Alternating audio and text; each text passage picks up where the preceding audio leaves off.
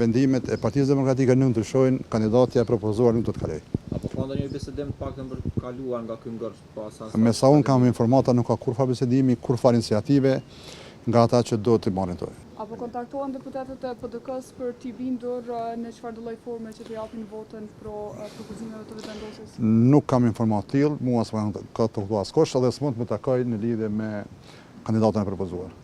Megjithatë, zoti Shalaj, është sigurisht që krejt kjo situata politike aktuale që ka shkaktuar një ngërç të tillë dhe që llogaritet ka mos funksionim adekuat, a ndihen edhe partitë të tjera përgjegjëse për gjithë atë çfarë po ndodh? Po mos ishim përgjegjëse zot ishim to. Megjithatë nuk merrni pjesë në votim. Drejtën, nuk marrim pjesë në votim për shkak të një veprimi kundërkushtetues dhe kundër rregullores së Kuvendit të Kosovës.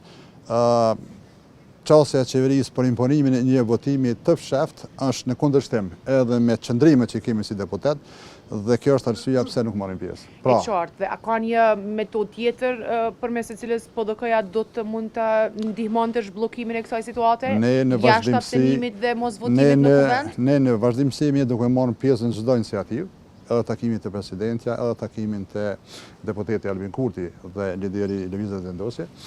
Dhe kushdo që merr iniciativë do të jemi prezant, do të bëjmë përpjekje që të deblokojmë këtë situatë, mirë po asnjëherë nuk do bëjmë një veprim që është kundërshtim me Kushtetën e Kosovës. Pra, dhe sot nuk merrni pjesë në votim. Nëse çështja e Lëvizjes së Vendosjes është e njëjtë, absolutisht jo. Faleminderit shumë, gjithë mirë.